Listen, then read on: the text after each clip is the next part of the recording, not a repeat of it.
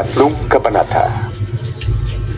Nang mga panahong iyon, dumating si Juan na tagapagbautismo sa ilang ng Judea at nagsimulang mangaral. Ganito ang kanyang sinasabi: Pagsisihan na ninyo at talikdan ang inyong mga kasalanan, sapagkat malapit nang maghari ang Diyos. Si Juan ang tinutukoy ni Propeta Isaias nang isulat niya, May isang taong sumisigaw sa ilang, ihanda ninyo ang daraanan ng Panginoon. Tuwirin ninyo ang kanyang mga landas. yari sa balahibo ng kamelyo ang damit ni Juan at balat ng hayop ang kanyang pinakasinturon. Ang kanya namang pagkain ay balang at pulot-pukyutan. Dinayo siya ng mga tao mula sa Jerusalem, sa buong Judea at sa magkabilang panig ng Ilog Jordan. Ipinapahayag nila ang kanilang mga kasalanan at sila'y binautismuhan ni Juan sa Ilog Jordan. Nang makita niyang lumalapit din sa kanya ang maraming Pariseo at mga Saduceo upang magpabautismo, sinabi niya sa kanila, Lahi ng mga ulupong, akala ba ninyo'y makakatakas kayo sa parusa ng Diyos? Patunayan ninyo sa gawa kung talagang nagsisisi na kayo. At huwag ninyong akalain na makakaiwas kayo sa parusa dahil sinasabi ninyong ama ninyo si Abraham.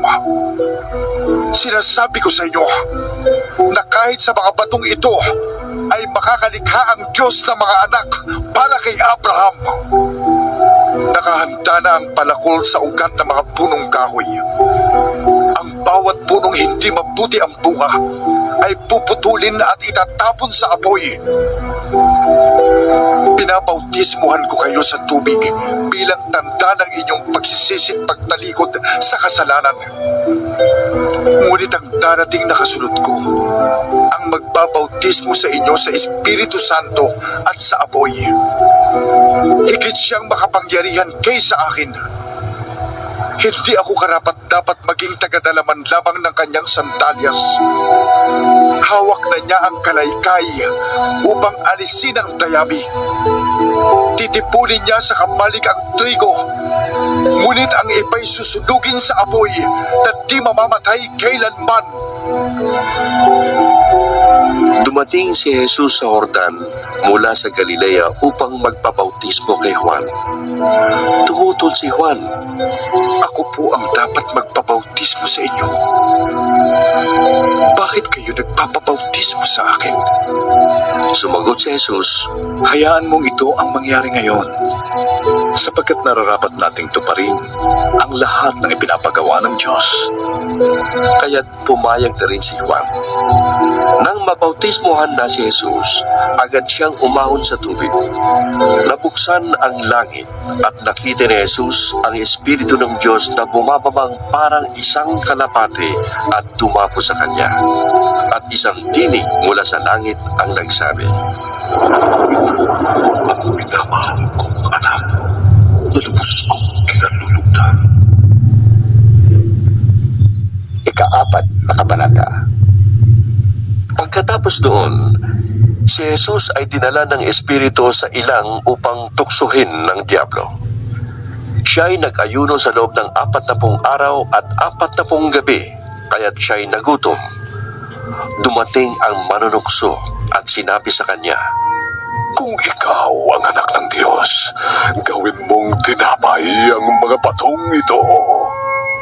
Ngunit sumagot si Jesus, Nasusulat, hindi sa tinapay lamang nabubuhay ang tao, kundi sa bawat salitang nagmumula sa bibig ng Diyos.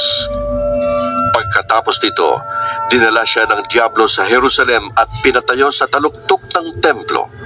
Sinabi nito sa kanya, Kung ikaw ang anak ng Diyos, magpatihulog ka, sapagkat nasusulat, itatagubilin kanya sa kanyang mga anghel at aalalayan kanila sa kanilang mga kamay upang hindi ka matisod sa bato. Sumagot si Jesus, Nasusulat din naman, huwag mong susubukin ang Panginoon mong Diyos. Pagkatapos, dinala siya ng Diablo sa isang napakataas na bundok at ipinakita sa kanya ang lahat ng kaharian sa daigdig at ang kaningningan ng mga ito. At sinabi ng Diablo, Ibibigay ko sa iyo ang lahat ng ito kung lulod ka at sasamba sa akin. Sumagot si Jesus, Lumayas ka, Satanas, sapagkat nasusulat, ang Panginoon mong Diyos ang siya mong sasambahin at siya lamang ang iyong paglilingkuran.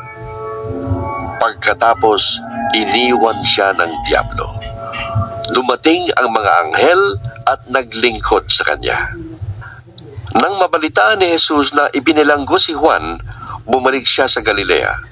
Ngunit hindi na siya sa Nazaret na nirahan kundi sa bayan ng Capernaum na nasa baybayin ng lawa ng Galilea na sakop ng Zabulon at Neftali.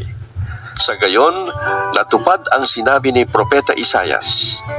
Lupain ng Zabulon at lupain ng Neftali, daan ang papunta sa lawa sa ibayan ng Jordan, Galilea ng mga Hentil. Ang mga taong nasa kadiliman ay nakakita ng maliwanag na ilaw. Sa mga nakatira sa lilim ng kamatayan ay sumikat ang liwanag. Magmula noon ay nangaral na si Jesus. Sinasabi niya, Pagsisihan ninyo at talikdan ang inyong mga kasalanan, sapagkat malapit nang maghari ang Diyos. minsan, naglalakad si Jesus sa tabi ng lawa ng Galilea. Nakita niyang naghahagis ng lambat sa dagat ang dalawang mangingisda, si Simon na tinatawag ding Pedro at ang kapatid niyang si Andres. Sinabi ni Jesus sa kanila, Sumunod kayo sa akin, at gagawin ko kayong mangingisda ng mga tao. noon di iniwan nila ang kanilang mga lambat at sumunod kay Jesus. Nagpatuloy siya ng paglalakad at nakita rin niya ang magkapatid na Santiago at Juan, mga anak ni Zebedeo. Sila ay nasa bangka kasama ng kanilang ama at nag-aayos ng lambat. Tinawag din sila ni Jesus. Agad nilang iniwan ang bangka at ang kanilang ama at sumunod kay Jesus. Nilibot ni Jesus ang buong Galilea. Nagtuturo siya sa mga sinagoga at ipinapakaral ang magandang balita tungkol sa paghahari ng Diyos. Pinagagaling din niya ang lahat ng mga may sakit.